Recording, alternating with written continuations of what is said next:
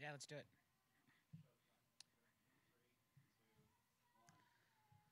All right. Good evening, everybody. Welcome. Big game tonight. Big night tonight. I want to start by talking about that. One, how proud I am of Coach Lowry and this team, and we're just a couple of wins away from our first playoff berth, potentially here in club history, which is exciting.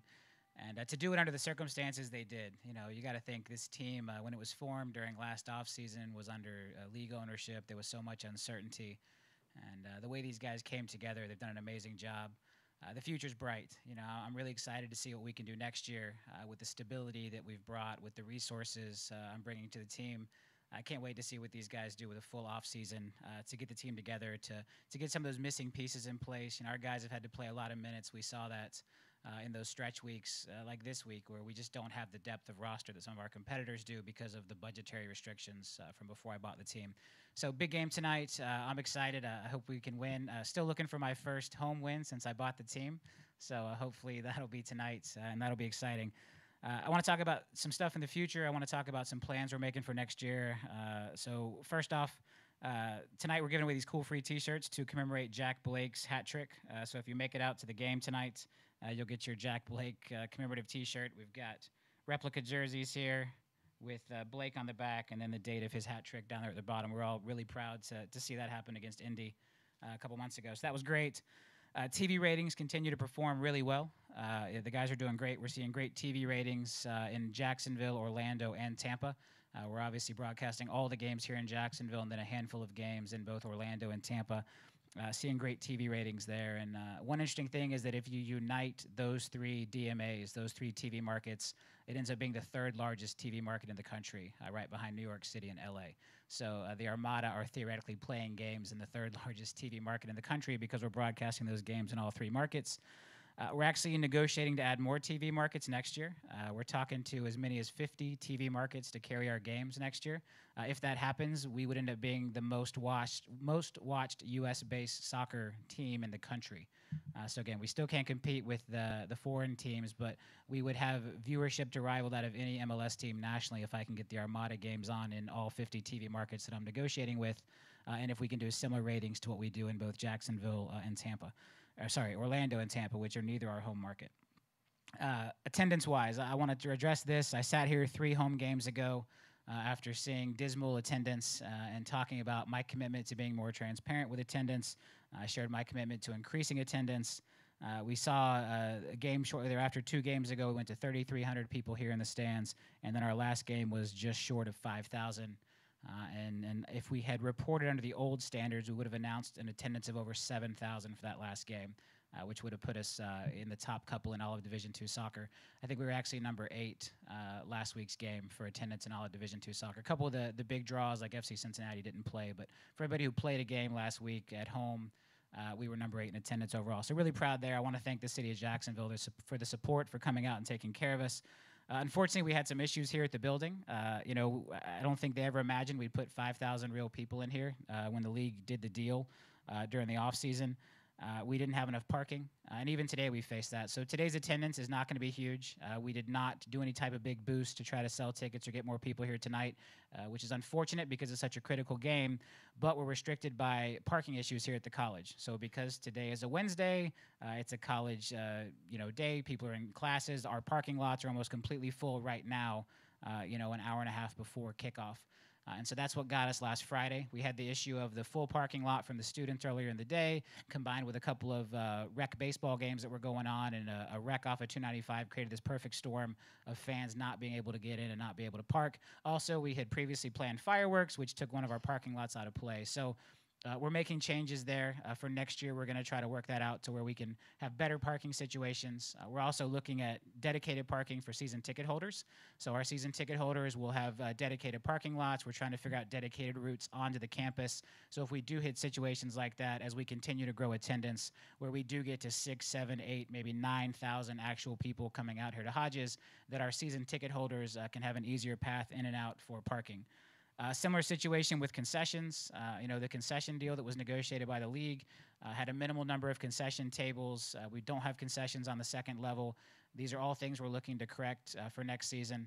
Nobody, again, thought we'd have 5,000 real people out here, and we just weren't prepared for it. So tonight we took the stand of backing off our sales efforts, backing off the marketing, backing off everything we'd done to put so many people here last game. We are going to pick that back up for Sunday's game against the Cosmos. We've got more time to prepare. We're going to try to get some additional concessions out here if possible, and the parking lots will be in a much better situation on a Sunday than what we saw last Friday or this Wednesday. So we're going to focus on parking, concessions, dedicated concession lines for season ticket holders as well. We're going to try to work that out for next season, so there will be separate stanchions so season ticket holders can show some type of season ticket pass or card and go to the front of the line, basically pass the lines and get directly in there to access concessions. So they're not competing with our group ticket sales customers, with our single game ticket customers, so that we really want our season ticket holders to feel special. They've been a part of this, many of them a part of this with us from the beginning. We want them to continue to support the team and feel like a part of the team. A couple other big things we're working on outside of game day experience, and just other little things for game day experience, better signage.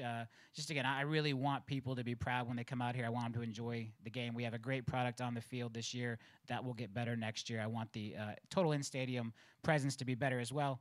Also, we're currently adding and looking at adding expansion markets as feeder teams for the Armada. So I've had my team scouting NPSL markets in the Tennessee, the Carolinas, Oklahoma, Colorado. We're looking at different markets. The idea there is to build out NPSL teams that can feed into the Armada, also aligning with youth clubs in those markets. From a marketing standpoint, it gives me more TV assets to control, more games to broadcast. As we execute on that strategy I mentioned earlier to have our games broadcast up into as many as 50 markets, having local teams that I own in those markets as well at the NPSL level will broadcast their games. We'll also broadcast Armada games locally there to really try to build a remote fan base for the team, and then also to recruit and train talent. So each of those will come with the NPSL team in alignment with a local youth academy, youth club to try to bring talent up, to get people playing in Coach Lowry's system earlier and younger so that by the time they do make it up to the Armada level, they're familiar with how we play ball, how our guys move, what the expectations are. So by me making those investments in lower division soccer, we're going to be able to bring more talent up that's familiar with our system, which is going to improve our quality of play in the future. And then again, give me those additional marketing assets. RP funding on the jerseys for those teams, RP funding on the youth club jerseys for those teams. And that marketing dollars is really what funds the whole initiative for us to expand into those additional markets.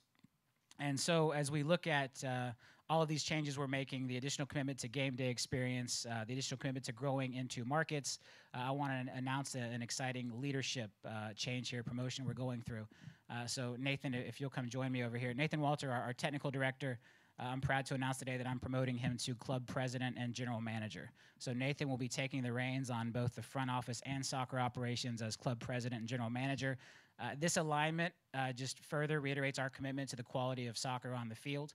I feel like at a lot of teams and in the sport as a whole, there can be kind of this tug of war between the front office and soccer operations, and we want to fix that. We want to be one unified group. We want to all pull toward the same goal, which is winning a championship.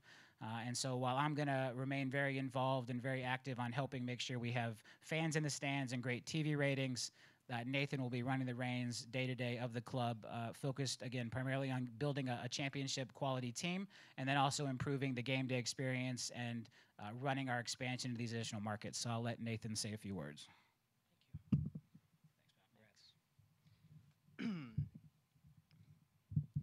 Firstly, this is a very exciting period for me. I want to thank Robert, his staff, his management group, his strategic group. I want to thank my family. I want to thank everybody that supported me here in Jacksonville Armada over the last 4 years of me being within the club. I'm very excited about this new chapter. I've got a lot of great people around me that we're going to lean on. We're going to direct. We're going to execute on Robert's vision. I think he's given you more than enough information of what we're going to achieve from a club standpoint, from a business strategy standpoint, and it's a very exciting time. So we're all good to go. All right, thanks, Nathan. And I'm going to take a couple quick questions. That's really everything I wanted to talk about tonight. If we've got any questions here, I'll take those. And again, tonight's focus is on winning this game. It's on beating Edmonton and continuing our run for the playoffs this year.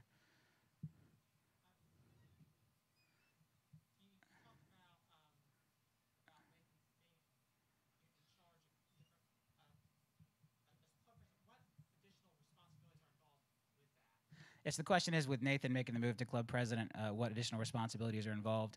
So the team has not had a president. It hasn't had a leader over both sides since the league was in control, and I feel like that's important. And so basically all members of the organization will now report to Nathan.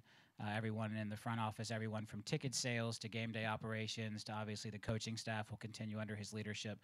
So he is now the single head of the club, and I trust him to carry out my vision. We've spent a lot of time together talking about things. We were together in New York recently. We were meeting with some lower division clubs and for some things up there. So we've talked a lot about the vision. I think he understands it. My goal is I've seen the passion that he executes on the soccer side of things and the quality and perfection that he demands on that side. And I want to see that same type of perfection and passion and quality on every aspect of our game day operations, from ticket sales and group sales down to the greeters in the parking lot to the path flow that a consumer goes through, that a fan goes through as they enter the building. And I fully have confidence that he'll bring that passion to every aspect of the club. What are you most proud of so far? As part of your team ownership, looking at this team and as they're going down the wire fighting for a playoff spot in spite of all the woes? Yeah, what am I most proud of so far? I think really it's the way everybody came together. I'm probably more proud of what they did before I got involved than things once I have. This team has just been through so much, and the fan base has been through so much, and I'm so proud of the passion that the fans continue to show. I'm proud of the passion that the players continue to show and pulling together and keeping us in the playoff hunt. We've had some amazing away wins. I hope we can land that home win tonight. And it's been an exciting journey. I'm excited to see the fans coming out. Having almost 5,000 real people show up here was fantastic.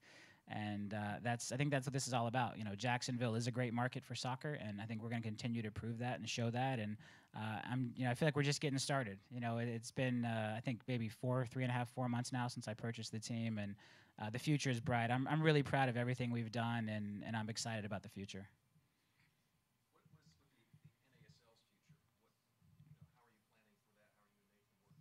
What may or may not happen? Yeah, so the question's about the NASL's future, and based on my legal counsel's recommendation, not necessarily the league's, I can't comment on the pending litigation. Rishi, our commissioner, and Rocco, our chairman, I think held a great media conference to try to share.